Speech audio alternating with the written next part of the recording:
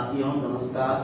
मैं दिश मोहम्मद गौरी, व्याख्याता राजकीय उच्च माध्यमिक विद्यालय मेटरा बाड़मेर टाइप बाड़मेर के डिजिटल एजुकेशन चैनल पे आपका हार्दिक स्वागत है। तो जैसा हमारा ये चैप्टर चल रहा था परमाणु संरचना और तत्वों का आवर्ती वर्गीकरण, चैप्टर नंबर 7, इसके 2 पार्ट हमने पहले कर दिए हैं। अब आज हमारा तीसरा पार्ट है। तो तीसरे पार्ट में तत्वों के वर्गीकरण का जो प्रथम सुव्यवस्थित प्रयास किया था वो 1829 में डोबेराइनर ने किया और डोबेराइनर ने अपना एक नियम दिया जिसे डोबेराइनर का त्रिक का नियम कहते हैं। डोबेराइनर ने 3 तत्वों का एक समूह बनाया, जैसे लिथियम, सोडियम, पोटेशियम। ऐसे ही कैल्शियम, स्ट्रोंशियम एंड बेरियम, और ऐसे ही Cl, Br, I। तो इस तरीके से उसने बताया कि अगर हम 3 तत्वों का समूह बनाएं, जैसे लिथियम, सोडियम, पोटेशियम, 3 तत्वों का समूह, और लिथियम का परमाणु भार है वो 7 है, पोटेशियम का 39 है। इन दोनों के परमाणु भार का मध्य 39 और 7 का मध्य कितना होता है? 45/2, और ये आ जाएगा 22.5। ये बराबर होता है 23 के। तो डोबेराइनर ने बताया कि अगर 3 तत्वों का समूह बनाया जाए तो प्रथम और तीसरे परमाणु के परमाणु भार का गणितीय माध्य तीसरे तत्व का परमाणु भार होता है। तो सोडियम का परमाणु भार कितना हो गया? 23। 22.5 लगभग किसके बराबर है? 23 के। इस तरीके से डोबेराइनर ने 3 त्रिक बनाए। दूसरा था कैल्शियम, स्ट्रोंशियम, बेरियम। तीसरा था Cl, Br, I यानी क्लोरीन, ब्रोमीन, आयोडीन। इस तरीके से वो 3 त्रिक तो बना पाया, किंतु 1829 में डोबेराइनर के वक्त कुल जो तत्व खोजे गए थे वो 31 थे, और 31 में से डोबेराइनर केवल 9 तत्वों को ही वर्गीकरण कर पाया। अब डोबेराइनर के वर्गीकरण की कुछ अच्छाइयाँ भी है, कुछ बुराइयाँ भी है। पहली जो अच्छाई है, ये तत्वों को वर्गीकृत करने का पहला सुव्यवस्थित प्रयास था।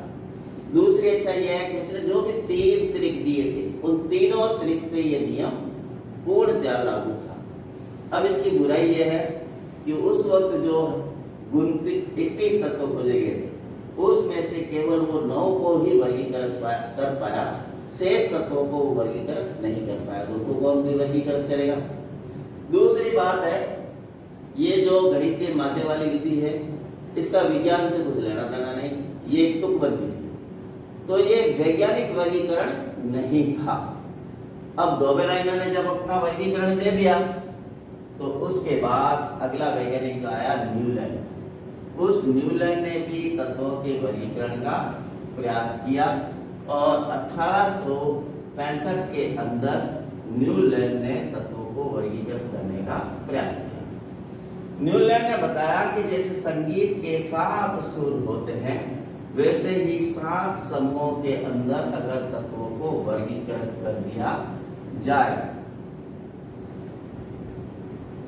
तो उनके गुणों में वापस वही पुनरावृत्ति होती है। जैसे संगीत के 7 गुण होते हैं, सा, रे, गा, मा, पा, धा, नी। नी के बाद वापस क्या आता है? सा आता है।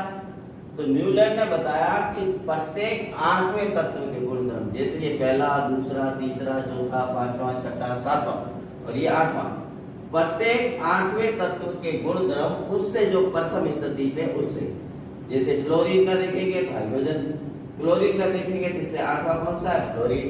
अगर कोबाल्ट निकल का देखेंगे तो इससे 8वां कौन सा है? क्लोरीन। तो प्रत्येक 8वें तत्व के गुणधर्म उससे जो प्रथम स्थिति पे होता है उसके समान होता है, यानी हर 8वें तत्व के गुणधर्म उससे जो प्रथम स्थिति पे है उससे मिलेंगे। जैसे आप क्रोमियम की बात करेंगे तो क्रोमियम से 8वां तत्व कौन सा है? एल्यूमिनियम। इससे इसके गुणधर्म मिलेंगे। इस तरीके से 1865 में न्यूलैंड ने लगभग जो है 35 तत्वों को वर्गीकृत किया। अब जैसे डोबेराइनर का त्रिक का नियम था उसी तरीके से न्यूलैंड का अष्टक नियम है। इसकी भी कुछ अच्छाइयाँ हैं और इसकी भी कुछ बुराइयाँ हैं। न्यूलैंड का अष्टक नियम की अच्छाइयाँ क्या है? इसने जहाँ तक संभव हो तत्वों के रासायनिक गुणों में समानता के आधार पर तत्वों को वर्गीकृत करने का प्रयास किया। पूर्णतः वो 100% सही था, ये जरूरी बात नहीं है। उसने क्रिक या डोबेराइनर की तुलना में ज्यादा तत्वों को वर्गीकृत किया। डोबेराइनर ने 9 तत्वों को वर्गीकृत किया था, इसने 35 तत्वों को वर्गीकृत कर लिया। नंबर 2, अब इसकी बुराइयां। न्यूलैंड के अष्टक के नियम की भी कुछ बुराइयां। तो देखिए, जैसे ये टेबल मैंने आपके सामने बनाई है, उसने समान गुणों वालों को दूर रखा और असमान गुणों वालों को साथ रखा। तो पहला क्या? असमान गुणों वालों को साथ रखा। जैसे ये टेबल तुम्हारी किताबें भी है, नहीं है तो ये यहाँ बनी है, इसमें देख लीजिए।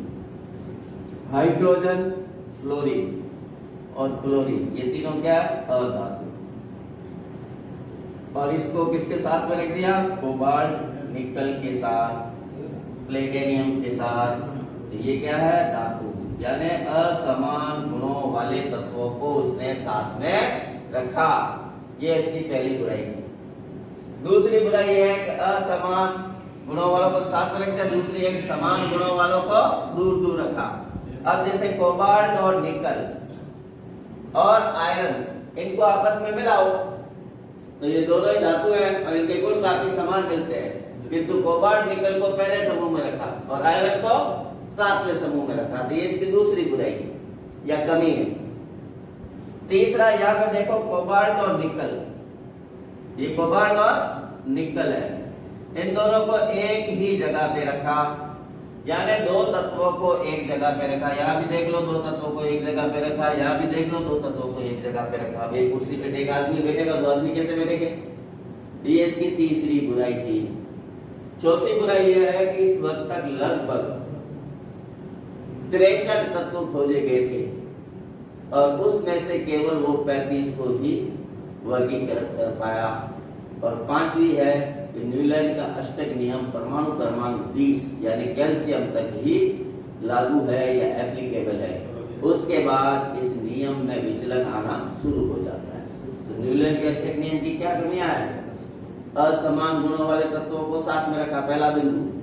नंबर 2, समान गुणों वालों को दूर रखा, जैसे कोबाल्ट और निकल। तीसरा, एक ही स्थान पर दो तत्वों को रखा। चौथा, वो 63 में से केवल 35 को वर्गीकृत कर पाया। और पांचवा, ये नियम जो है परमाणु क्रमांक 20 या कैल्शियम तक ही लागू है। इसके बाद इस नियम में विचलन आना शुरू हो जाता है।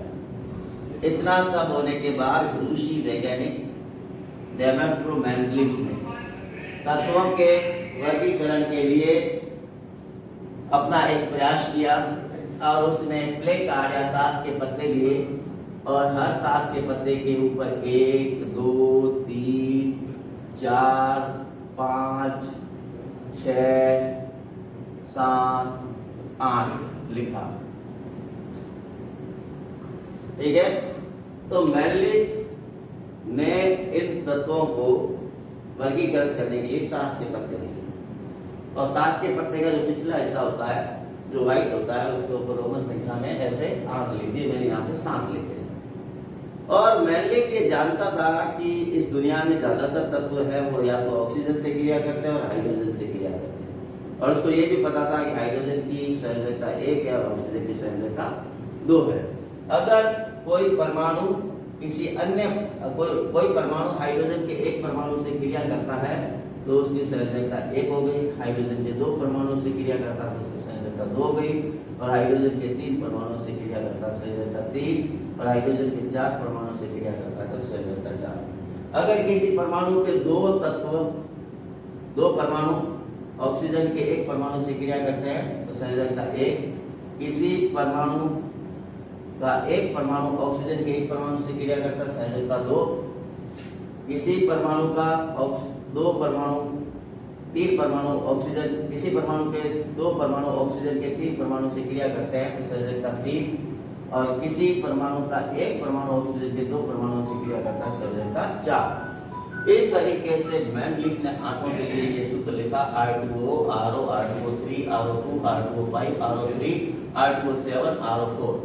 ऐसे हाइड्रोजन के लिए RH, RH2, RH3, RH4, RH3, RH2, RH लिखा और इस तरीके से उसने एक एक करके परमाणु लिया और जिनकी संयोजकता है वो 1 आई वो उसको 1 के नीचे रखता गया, जिसकी 2 आई उसको 2 के नीचे रखता गया, जिसकी संयोजकता 3 आई उसको 3 के नीचे रखता गया और जिसकी संयोजकता 4 आई उसको 4। ऐसे करके हर परमाणु की उसने क्या ज्ञात की, संयोजकता ज्ञात करी। और अब देख लिया कि एक संयोजकता वाले 10 परमाणु हो गए और 10 परमाणु है वो एक दूसरे के नीचे उसने रख दिए और रखने के बाद उसने देखा कि ये सारे 10 परमाणु एक दूसरे के नीचे हैं। अब इन परमाणुओं को उसने परमाणु भारों के बढ़ते क्रम के अंदर रखा और जिसका परमाणु भार कम था उसको ऊपर रखा, जिसका परमाणु भार ज्यादा था उसको नीचे रखा और ध्यान रखा कि संयोजकता उसकी परिवर्तित नहीं होनी चाहिए। एक संयोजकता वाले को एक संयोजकता के नीचे रखा, चाहे कोई कॉलम खाली रह जाए या बराबर है, किंतु संयोजकता और परमाणु भारों का क्रम वही रहना चाहिए। और इसके आधार पर मेंडलीफ ने अपना आवर्त नियम दिया, जिसे मेंडलीफ का आवर्त नियम कहते हैं। मेंडलीफ का आवर्त नियम ये कहता है कि तत्वों का रासायनिक गुण उसके परमाणु भारों का आवर्ती फलन होते हैं, यानी कि परमाणु भार बदलेंगे तो रासायनिक गुण भी बदलेंगे। ये तो था मेंडलीफ का आवर्त नियम। क्या है? तत्वों के रासायनिक गुण उसके परमाणु भारों का आवर्ती फलन होते हैं। अब दूसरा सवाल जो इस पे बनता है वो ये बनता है कि मेंडलीफ की आवर्त सारणी के क्या आधार थे, मेंडलीफ ने किस आधार पर आवर्त सारणी बनाई? तो मेंडलीफ ने जो आवर्त सारणी बनाई थी वो पहला नंबर संयोजकता यानी कि रासायनिक गुणों में समानता, नंबर 2 परमाणु भारों का बढ़ता क्रम। अब ये सब होने के बाद जब हम मेंडलीफ की आवर्त सारणी को देखते हैं तो इसकी कुछ अच्छाइयाँ और कुछ बुराइयां भी है। तो जैसे मेंडलीफ की आवर्त सारणी की अच्छाई क्या थी, तो उस वक्त तक जो भी 65 तत्व खोजे गए थे सभी 65 तत्वों को मेंडलीफ ने क्या कर दिया था, वर्गीकृत कर दिया था, कोई भी तत्व उसने बाकी नहीं छोड़ा था। नंबर 2 उसने अपनी आवर्त सारणी में कुछ खाली स्थान छोड़े थे और उन खाली स्थानों के लिए उसने संस्कृत का वर्ड एका यूज किया था, जैसे एका बोरॉन, एका एल्यूमिनियम, एका सिलिकॉन, जो बाद में जाके एक का बोरॉन का बन गया स्कैंडियम, एका एल्यूमिनियम का बन गया गैलियम और एका सिलिकॉन का बन गया जर्मेनियम। और उसने बताया कि ये तत्व अभी नहीं खोजे गए किंतु भविष्य में खोजे जाएंगे और उनका परमाणु भार उन 2 तत्वों के बीच का होगा जिनके बीच में खाली स्थान है। नंबर 3 मेंडलीफ ने तत्वों को उनके रासायनिक गुणों में समानता के आधार पर वर्गीकृत किया गया था, वो उसकी अच्छाई थी। चौथी बात कि मेंडलीफ की वक्त जो तत्व नहीं खोजे गए थे उन तत्वों को आसानी से इस आवर्त सारणी में या पीरियोडिक टेबल में वर्गीकृत किया जा सकता है। जैसे उत्कृष्ट गैसें जो खोजी नहीं गई थी, जो बाद में आसानी से उसके लास्ट कॉलम के अंदर जोड़ दी गई। ऐसे दुर्लभ मुर्दा धातु है एब्लॉक एलिमेंट, उसको आसानी से नीचे जोड़ा जा सकता था। अब इतना सब होने के बाद मेंडलीफ की आवर्त सारणी की भी कुछ कमियां थी। कमियां क्या थी कि मेंडलीफ ने कहा कि मैंने तत्वों के परमाणु भारों के बढ़ते क्रम में उसको व्यवस्थित किया, किंतु आप देखेंगे एल्यूमिनियम और सिलिकॉन, यहाँ एल्यूमिनियम का परमाणु भार 29.98 और सिलिकॉन का परमाणु भार 28.0, यानी कि भारी को पहले रख दिया और हल्के को बाद में, यानी अपने नियम का खुद ही उसने उल्लंघन किया। हालांकि ये समस्या मेंडलीफ की नहीं थी। मेंडलीफ के वक्त जो है रेडियो सक्रिय तत्व खोजे नहीं गए थे और जब बाद में रेडियो सक्रिय तत्व खोज लिए गए और तत्वों का परमाणु भार है वो औसत परमाणु भार के रूप में जब ज्ञात किया गया तो ये समस्या समाप्त हो गई। नंबर 2 उसने ट्रांजिशन एलिमेंट या संक्रमण तत्वों को एक साथ 8वें समूह के अंदर रख दिया। अब एक साथ तो कहीं रखा नहीं जा सकता है, तो ये समस्या भी फिर आधुनिक आवर्त सारणी में इस टेबल के यहाँ पर 2 टुकड़े करके बीचों बीच 10 अलग वर्गों के अंदर उसको वर्गीकृत कर दिया गया। तो आप देखेंगे कि मेंडलीफ की आवर्त सारणी में जो ऊपर से नीचे जो वर्ग है वो 8 है और आवर्त जो हॉरिजॉन्टल या क्षैतिज रूप से है वो कितने 6 है।